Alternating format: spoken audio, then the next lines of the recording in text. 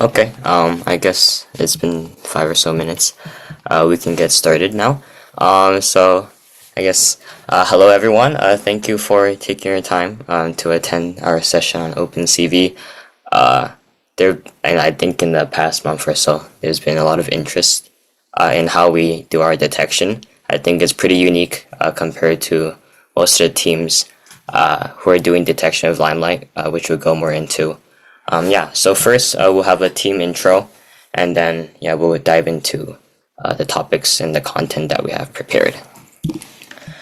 So first, yeah, who we are. So if you guys know us, we are 13356 RoboForce. We're a 6-year team from NorCal, pretty competitive, and we're proud to have qualified for states and rank around the top 10 for the last 6 years. Apart from all the technical work that we do, we really enjoy doing outreach, spreading the message of FIRST, working with children and other teams.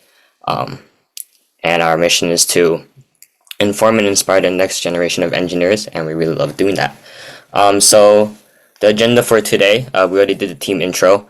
So we're just gonna take a little poll of the audience to test the waters, they say, or see what level of knowledge you guys have for OpenCV, so we can kind of tailor our content that we've prepared. So I'm going to send out a poll quickly, and we can, yeah, so just answer the 2 quick questions and we can continue after that.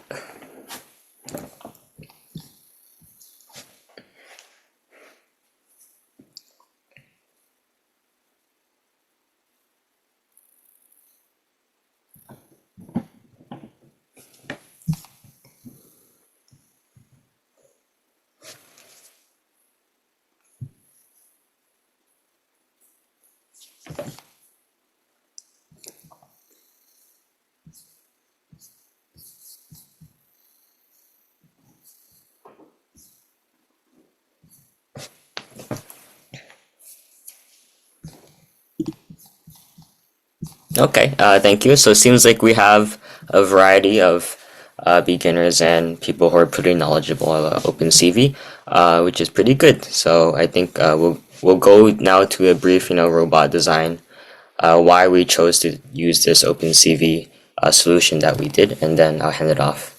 Oh, I forgot to introduce ourselves. So I'm Aiden. I'm the team captain and mechanical lead. I'm Warren. I'm the software lead. So just a brief introduction to the hardware aspect to the OpenCV. So at the beginning of the season, we knew we'd be doing a pass-through because that's just the most efficient way of scoring without needing to turn around. And of course, we chose to go with a telescopic arm because it's the simplest solution that we thought of compared to needing to control two separate stages of slides with a transfer, which in the past years we found just to be more complex and hard to get perfect. And of course, we observed that during a game, the drivers would be like 4 to 5 feet away from the sub, and being able to look inside the sub is a little bit harder with a claw. So we knew we need to use a camera for some sort of like auto aim or auto grab automation, and for hardware to make that as easy for software to do. We had many degrees of freedom on our outtake. So there's 5 degrees of freedom, no, 4 degrees of freedom on the outtake, and in CAD.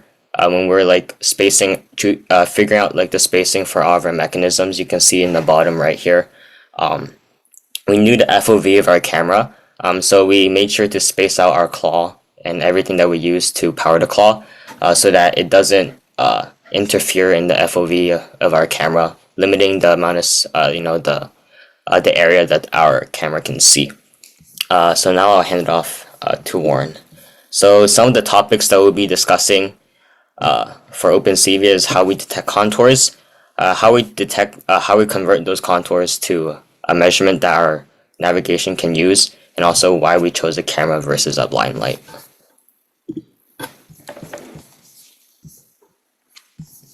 Okay, so first I'll start with going over our sample detection method. So uh, how we do it is we start with using thresholding. So here's basically the starting frame. So you can see that we have two blue samples, which is going to be our target. Another blue object just to show that we can differentiate blues, a yellow sample, as well as some other colors. So the first step is we do thresholding. So this is a OpenCV method where basically you set a range of color values, so HSV. So what you do is you have a minimum threshold, so a minimum H, S, and V value, and then a maximum H, S, and V value. And if you're within that threshold, if the color pixel is within that threshold, then it's going to be white. And if it's not, it's going to be black. So you can see here, the blue is our target threshold, and all the blue pixels become white here, but it excludes the light blue because we set our HSV threshold. So it's important to make sure you tune your thresholds correctly so you can get a clean mask right here. And then the second step is to use that mask and actually just extract the blue pixels. So this is using OpenCV's bitwise AND method, and that allows us to basically use all the white pixels and bring the color back into them. And so that's useful because our next step is the edge detection, which is also an OpenCV method. And it really needs to have all this color information. Otherwise, it won't be able to detect all these edges here. You can see it's even detecting the line in the middle. And yeah, it wouldn't be able to do that with just this white blob over here. And then the next step, so for the edge detection, you really need to tune the thresholds. So if you don't tune them, you're going to get really messy edges and a lot of noise. So it's really important that you probably want to do this in dashboard, because even if you tune it on a still picture, it's not going to be the same. So yeah, it's really important to get the right edges. The next step is to dilate them, which is just using the OpenCV dilating method. It's a morphology, it's a type of morphology. Okay, and once you dilate the edges, you're ready for basically the final step, which is finding the contours, which is another built-in method. So yeah, once you just call that, it's going to return like an array list of like all of the contours from your edges. And yeah, so in this picture, it's actually going to see about 4 or 5 contours, like 2 to 3 for each sample. So how do we pick the best contour? So that's what these last 5 steps here are for. So the first step is to filter the contours that are too small. So if it sees like a little blue block somewhere on the edges, or just a random small blue contour, it's probably not going to be a sample because samples are bigger. So you can tune the threshold for that as well. So there's a method called contour area, and that's what you can use for that. And the next is to create rotated bounding boxes. This is just using the min area rect method, and this creates a rotated rectangle around the contour. So yeah, that is also how you get the angle of the samples. So yeah, that's very useful. The next is the aspect ratio of the samples. So a sample is 3.5 inch by 1.5 inch. So you really want to make sure that your aspect ratio fits that. And then the last step is post estimation, which is using the SolvePnP method, which we'll go into more. Yeah, and then we just select whichever one's closest to the camera after we get the inches. So now we'll go into the SolvePnP. So the SolvePnP has 2 big parts that you have to do other than the contour detection. So one big part is to get your camera matrix correct. So how you do that is, this is the camera matrix. So it consists of your camera's focal length in the X, your camera's focal length in the Y, the camera's principal point, as well as the camera's principal point in the Y coordinate, so X coordinate and Y coordinate of the principal point. And then you have the distortion coefficients. And how you get the distortion coefficients is through a program that, at least how we did it, is through a program called 3DF Zephyr. and they actually have a camera calibration tool, and that'll spit out these values, these 5 distortion coefficients here. And basically what a distortion coefficient does is as you approach the edge of your camera's frame, the pixels actually get distorted, so lines are actually going to curve. So this actually accounts for that and allows you to get accurate position calculations. The next is to get your real life object points. So in real life, our samples are 3.5 inch by 1.5 inch. So you define the 4 corners like this. And if you happen to detect the 2 faces instead of 1, you can add the z coordinates of those bottom edges as well. And in the Google form, one of you guys asked how we use the TVEC, or how we use the output of the SolvePnP. So this is our input to the SolvePnP. We have the real object points. We have the image points, which is from our contours, our camera matrix, our distortion coefficients. And these are the outputs, RVEC and TVEC. We don't actually use RVEC. And for TVEC, we store them in a double array, tvec.get00 chords, and it puts the coordinates into chords. And we use the SolvePnP P3P method because it's optimized for 4 points. And an alternative to SolvePnP is a lookup table. If you have a fixed camera, a lookup table might be even better. And it basically maps a certain pixel to a certain distance. So it's pretty useful for that. All right. Yeah, that's all we have for the conversion into inches. Now we'll talk about how we connect it to our claw and our drivetrain. So here, here's the basic method, basic layout of how it goes. So it starts with a camera detection, where we calculate the sample's position. Next, when we calculate the sample's position, it gives us an x, a y, and yeah, that's it. And a z actually, and a z, and then we do some trig to convert it to just x, y on the ground.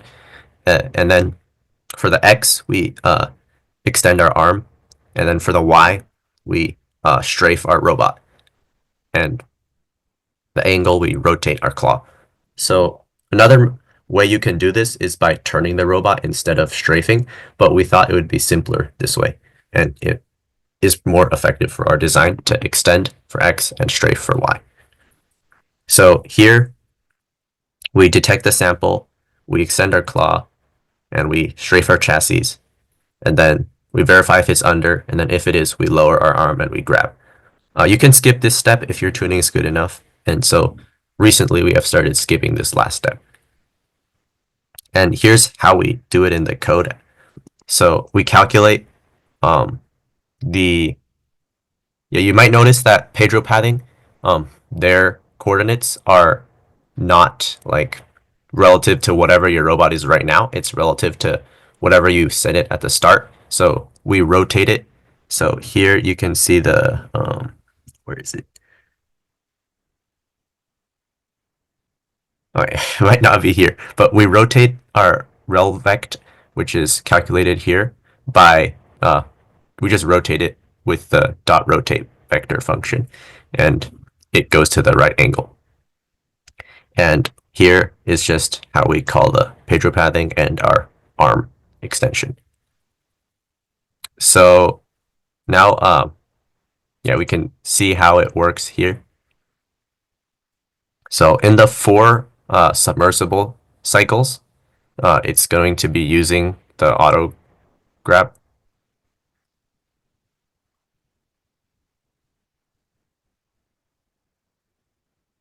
So you can see it like hovers there for a little bit, and then it strafes and retracts, and then it lowers.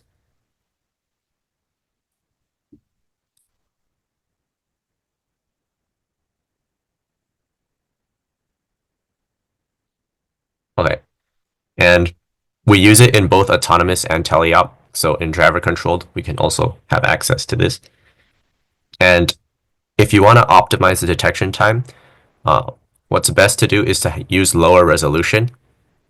But there is a limit to this. If you lower it too much, you won't be able to detect the edges as cleanly. So the lower your resolution is, the more tuning there will have to be, and sometimes it won't work at all. You also want to use as few processing steps before you call find contours, and we have 4. And you want to filter out as many contours as possible before calling SolvePnP. And we usually have at most 2 contours that we calculate per sample.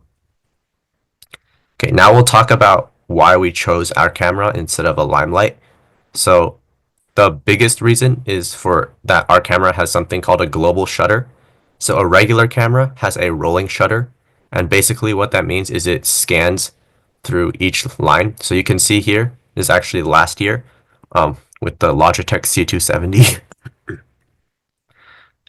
Garage lights flicker at 120 hertz, so you can actually see the different brightness from the garage's lighting, and that's because it's scanning each of these lines at a different time. So basically what that means is even if you have super low exposure time, the top and bottom are going to be recorded at different times. So if you're moving, if your robot's moving, it's going to be blurry, or at least it's going to be like shifted to the right as you go down. So what we wanted is a global shutter that records the whole image at once, and that therefore when you move, there's going to be no blur, and you can basically have CV while you're moving. Limelight actually has a rolling shutter, so it's not as good for when you're moving. But Limelight does have a lot of benefits. So one of the biggest ones is they have higher resolution and higher processing speed. So they claim that they can get 90 FPS when our system only gets about 9 FPS. But our camera has the other advantage that it's smaller in both size and weight, and it's cheaper. But just depending, if you really value to detect while you're moving, you may want to consider our camera. And if you have a size and weight restriction, you may also want to consider our camera, which is right here. It's the SV Pro, and it's $69. Yeah, versus $189 for Limelight. And I'm not sure if this team is here, but one of the teams asked a question about having a roller intake and how they need it to be. They want to pick a sample that's horizontal with respect to the intake, and they want to put their claw in behind the sample, or a little bit behind the sample. So, I mean, their intake. So basically, what you can do is, with how our thing works, if you look here, it's going to draw a contour around each sample. So it actually returns an array of all of the positions of all the samples. So you can just pick the sample that is horizontal and then move backwards by a couple inches. And yeah, so I think that's it for the presentation. So if you guys have any other questions, make sure to ask them. Yeah, that was me. Cause like our roller intake, it's actually like kind of big. So like when we like dig into like the pit, we need like a huge amount of, not that big, but like a few inches of space before the sample to actually like go in and pick it up. So Yeah, so I can show you our code right here. So you can see this is how we're going to we're making our arm go to this new X length. And when we calculate the new X length at the last line here, I can zoom in a little bit. So what we're doing is we're just adding this relcent 0 right here is what we calculated from the OpenCV. So you can actually just subtract a couple inches from this value right here. But if you're saying like you can't have like any samples where you're trying to lower it, it might be a little harder. yeah, But first I want to get like the basic, like the basic like detection and like placement down, and then I can like worry about like what's behind it and stuff. yeah, like you might want, like it might be easier for having a hardware thing that can maybe on the bottom of your intake that can push the stuff that it's lowering down on out of the way when you're lowering. But yeah, but you can just as you see here, we have this calculation. You can just subtract 3 inches from it, and it'll be 3 inches behind. But how did you do the math? Uh, it's just rotating the vector. So, uh, hmm, well, let's see. So right here I have the chords. So I just took the chords, and that's what the rel vect is made of. So this rel vect here is just the output of that chords, and then I rotate the rel vect by our.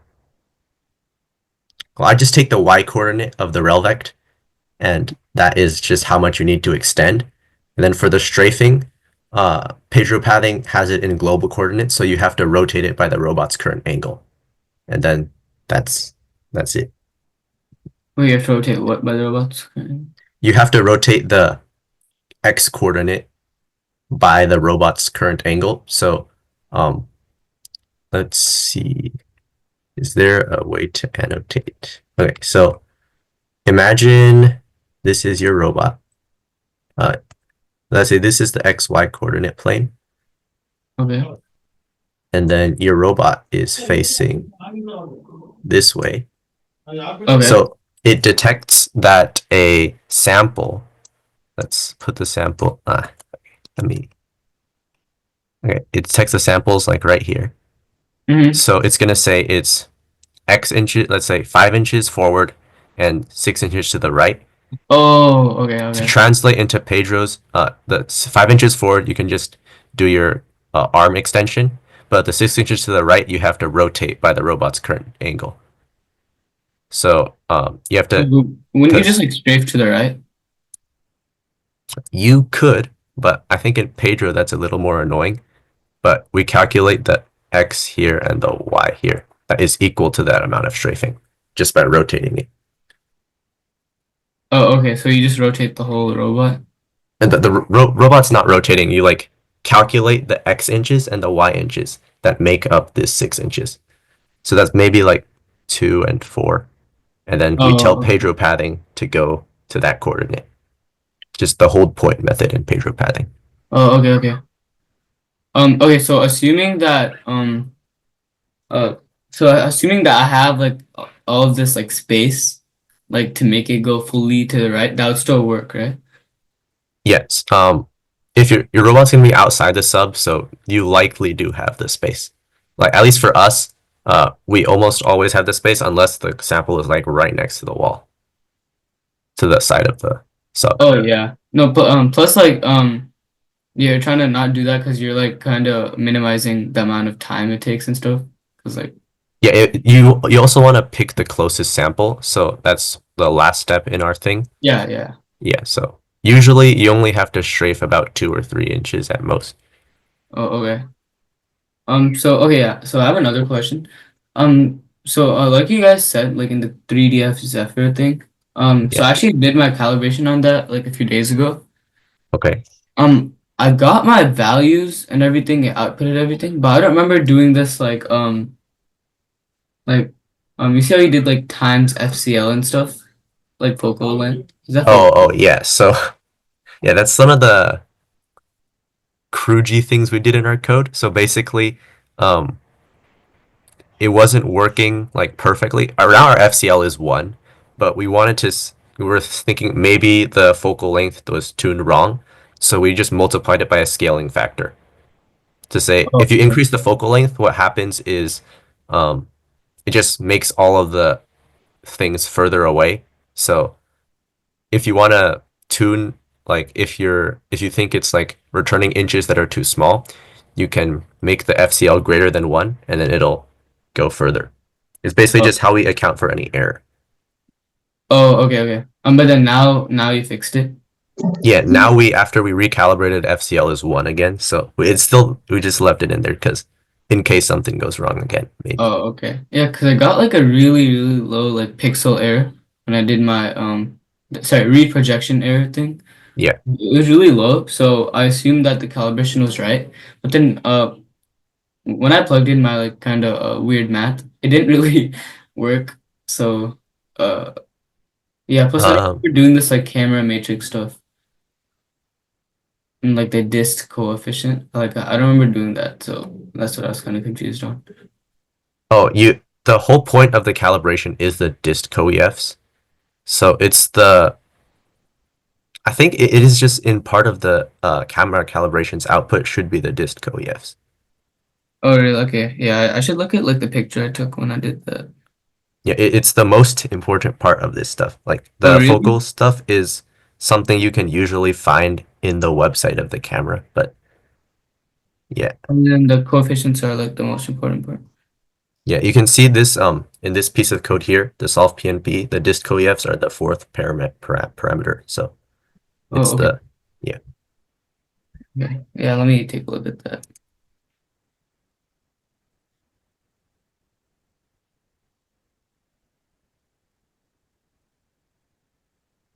Does anyone else have any questions right now? Yeah. Do you guys like run this in real time? Like, I mean, like, what happens if the sample moves when you're intaking? Yeah, we run this in real time, and the time from detection to grabbing is about 0.3 seconds right now. And if the sample moves within that time, we do end up missing though. So yeah, we just have to hope the sample doesn't move during that time. Okay. And but you can just press a button to re-trigger it, and it shouldn't take more than 1 second to redo it. Yeah, that makes sense. Thank you.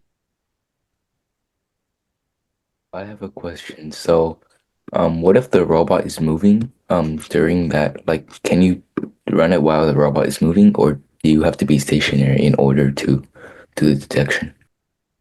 Yeah, we can run it while it's moving because of the global shutter, so it doesn't have any motion blur.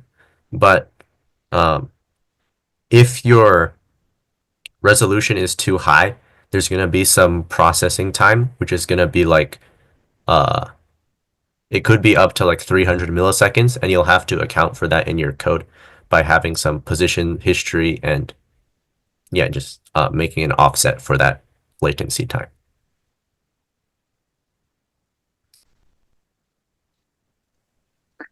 So a beginner, how would you get started with OpenCV?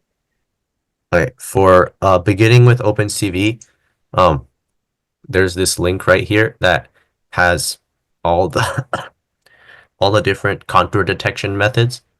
Um, yeah, so it can tell you how to do everything more than what we did, a lot more.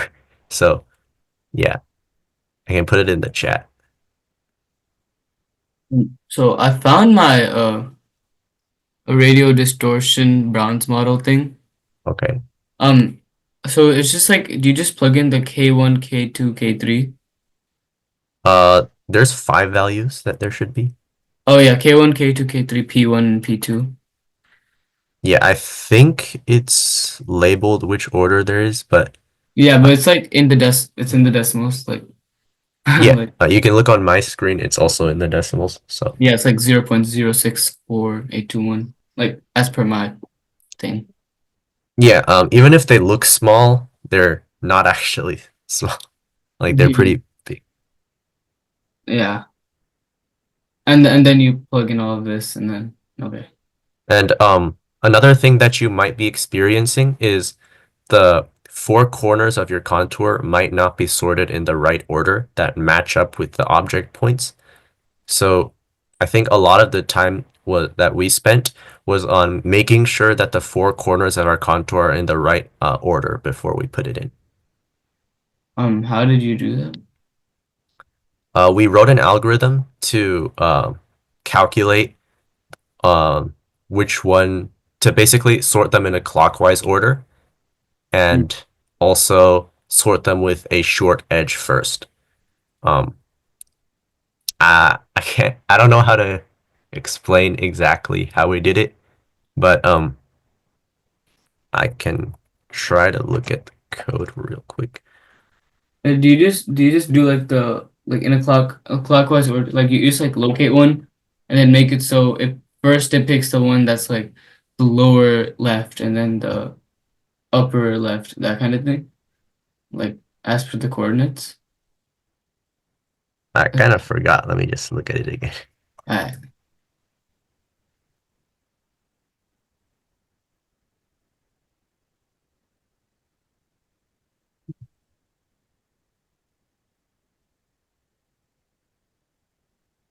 Wait, let me share my screen. Okay, so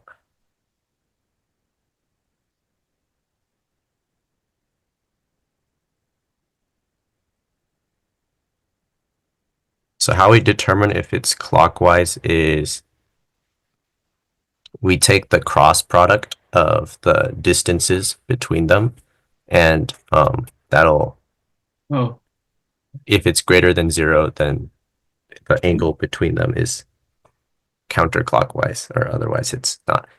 The actual logic of this, I checked it with ChatGPT, so you can just use that. It should, oh, ChatGPT. yeah. ChatGPT isn't the best with FTC code, but Yeah, is it? it's just the counterclockwise. And then, yeah, then we do clockwise there. All right. Okay.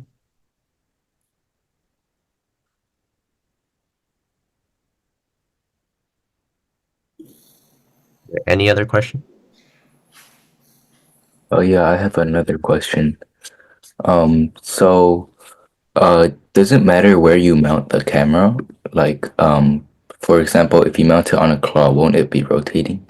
And how do you know, like let's say I extend out horizontally, and like, how do I know the relative position from the block if I don't know where the position of like my camera, like how do I know where the position of the camera is essentially? So how we do it is we do everything relative to the camera. So the strafing is relative to the camera and the extension is relative to the camera. But if your camera is rotated upwards, is pivoted upwards or downwards, which is usually is true in our system, we use trig to rotate the distance vector by our camera's rotated angle to account for that. Okay, I see. Wait, what do you guys do if you see multiple samples? So if we see multiple samples, we actually calculate the positions for all of them, and then we select the one that's closest. We just iterate through the array list and pick which one's closest to the center of the frame.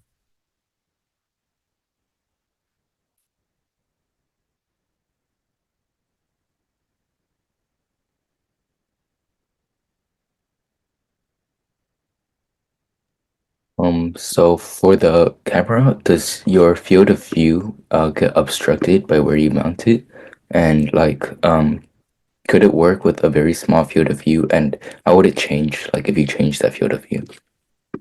So our camera does not get, we make sure to flip the claw so it's out of view of the camera so it doesn't get obstructed.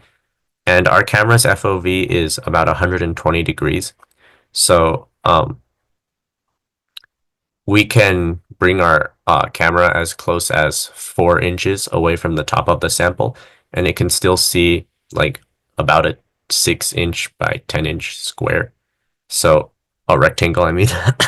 So yeah, if you have a smaller FOV, you may have to be a little further away. But yeah. And would it be easier to mount it on a stationary position rather than on like a moving arm or something? If you mount it on a stationary one, you're going to have a lot less resolution for the samples that are further away. So with a limelight, it may be possible to use their higher resolution and like average a bunch of coordinates over multiple frames.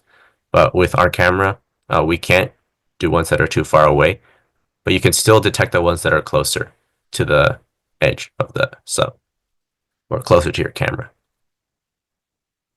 Do you mind explaining how the camera matrix, like how you input the values for the camera matrix? Okay, so in the SolvePnP method, the third and fourth parameters are the camera matrix and the distortion coefficients, as you see here. And then the camera matrix, we put it like this. So you can just order the commas like this. You're going to take a screenshot or something. Oh yeah, you're supposed to recording though, right? I think so. And then the distortion coefficients, I honestly forgot the order. I think it's P1 and P2 first. Oh, it's But P1, P2 first? Okay. I think so. But you can Oh. look it up. There's probably documentation. Well, there is definitely documentation. There's Okay. yeah. I'll put the documentation in chat for solve. Is the OpenCV the documentation, isn't most of it in like Python? Yes, but it's basically the same. They just like yeah, it's basically the same. Alright. Okay, someone in the chat asked what happens if the samples are touching. So that's actually the main difference between our detection and other teams' detection is the edge detection part here. So that allows us to focus in on the edges and differentiate between two samples that are touching. So in this picture, they were touching and we could differentiate between them. So with teams that might be using stuff that's different from Pedro, how adaptable is our method to like Roadrunner or Pure Pursuit? To Roadrunner, it's basically exactly the same. Just use follow trajectory to the point that we calculated here. So instead of hold point with this point, you do like follow trajectory with a new trajectory to this point. And with Pure Pursuit, I don't know the API, but you just have to. This is the global coordinate position, so it shouldn't be too hard.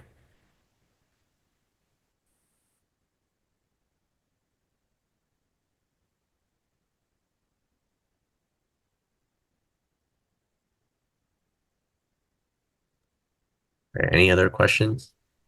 I actually have one more question. So when you're running like in autonomous, when you pause the trajectory, I mean like you go to a point and then you detect the sample. So like how do you like incorporate the function in between paths?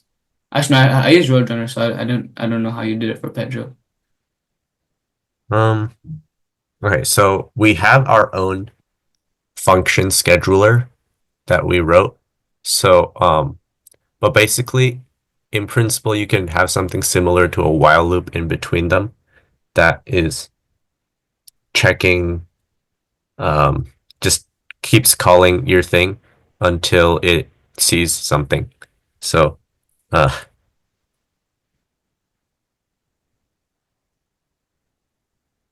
me think. Like Okay, so we have a little if statement that checks if the detected position is, if we got a detected position and if it's reasonable. So once that if statement becomes true, you can exit your while loop and then do the targeting and everything. oh, okay. Like once you get like the values, once you get the Yeah, you can just have a while loop in between two trajectories and then have the while loop keep going until you get a coordinate and then use that coordinate to calculate the next trajectory. And then while that trajectory is running, you can use the callback markers to call the arm motion and the claw coming down or whatever your intake is. okay.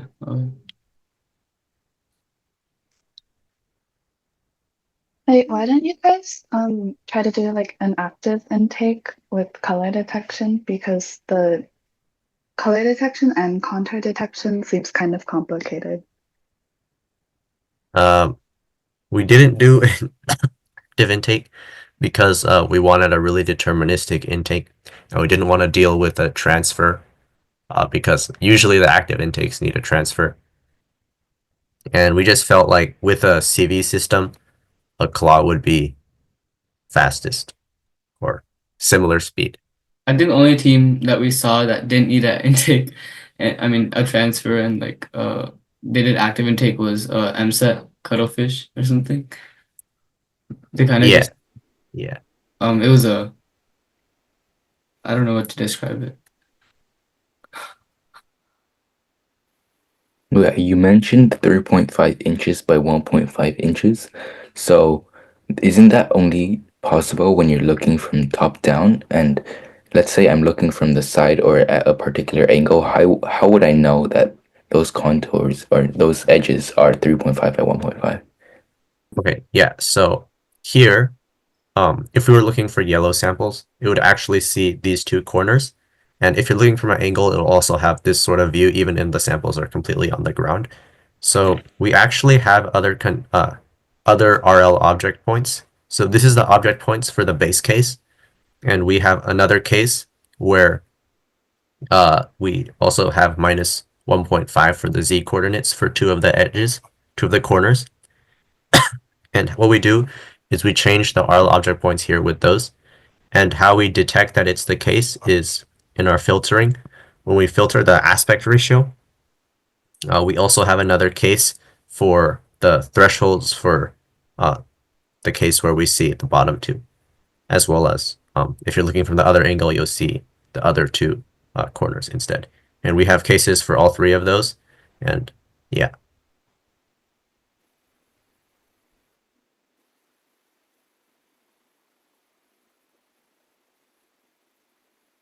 After you have the object points, how do you determine the angle again? Something about trig?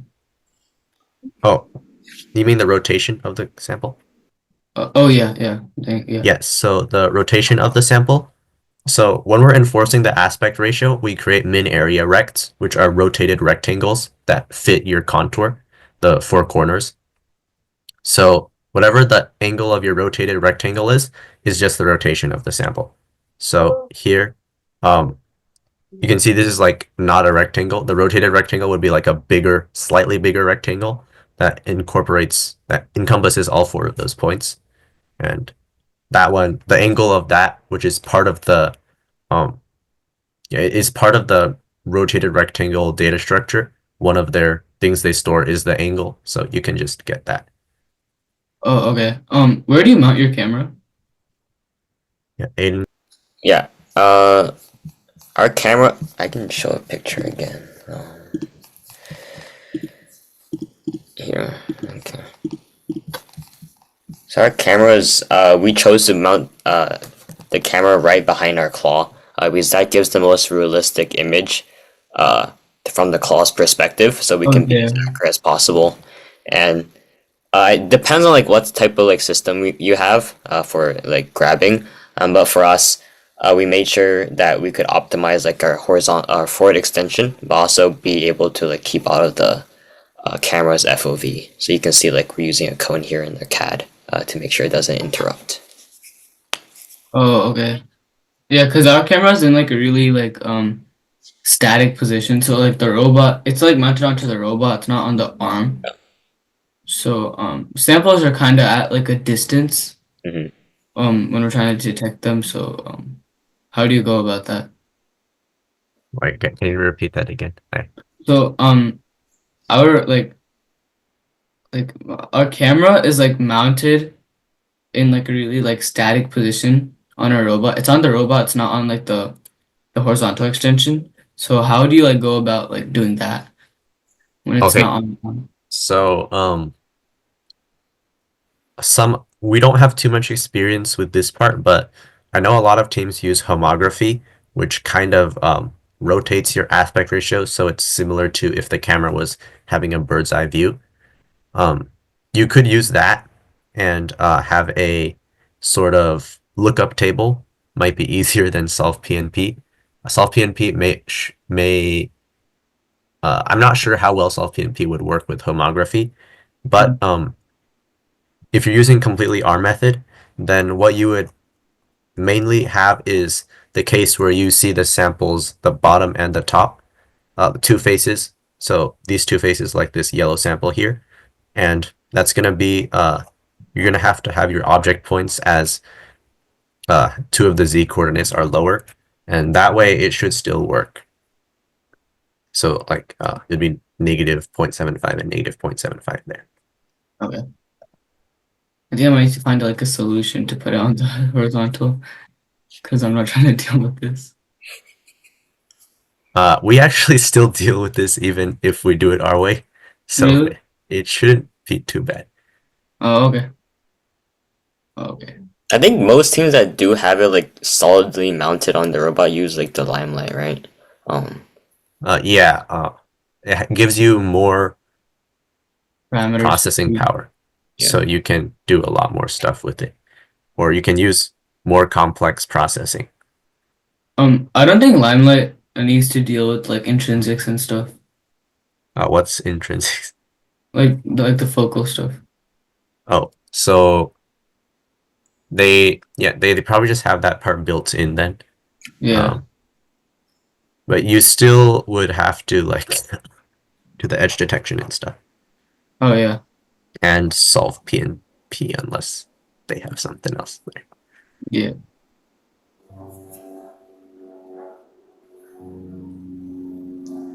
Basically, with 90 FPS, you can like average the coordinate over a bunch of different frames, and you get higher accuracy. Do you guys use pinpoint? No, but we do plan on switching because the stuff optical odometry we used stopped working midway through the competition. Oh, okay. Yeah, I actually had like our alliance, like the Midnight Mayhem, their ATOS also started overheating, and theirs broke too when we got to semifinals. Oh, you're from NorCal? I see. Yeah, I was at your comps. Team. Yeah. Which team are you on? Wolverine. Oh, I see. Okay. Um, yeah, Otos was like working like for Q1, Q2. So we thought we were like keeping it clean and it was working still well. But yeah, that proved us wrong halfway through regionals. Oh, okay. Yeah, so for MTI, we're planning to switch to pinpoint. Yeah. Pinpoint. I mean, we've found it to be really reliable so far. Wait, do you know what the failure was with the Otos? Because like what part of it failed? Do you know if it was like a I squared C failure or just like the sensor itself? Well, we switch if by I square C if you mean the port or the wire, we replaced those and switched them. Or we switched the port and we switched the wire. It doesn't fix anything, and yeah, it's actually different failures because we went through like 3 different OTOSes. So one of them was it just completely stopped reporting data. So that one we think something static happened to it. So like yeah, like we just touched the sensor with our fingers and we had a bunch of static, and then that probably damaged something. And another one is it stopped reporting data consistently, and that one we don't know what happened. Yeah, one of the teams were like spraying condensed oxygen or something, like to cool it down. No, Like that might be a that's solution. probably to clean the lens. But the problem with that is it generates static when you it'll like build up, right? Like if you're spraying condensed air on it, it'll the air will like precipitate or whatever. Oh, Yeah, it wasn't overheating. It was like it wasn't dirty lens either because we cleaned with a microfiber multiple times. It's just yeah, when we got back, we replaced it with a new OTOS, and the auto started working again. So it was something was physically damaged on the sensor, or maybe the port of the sensor, but who knows? and also, do you guys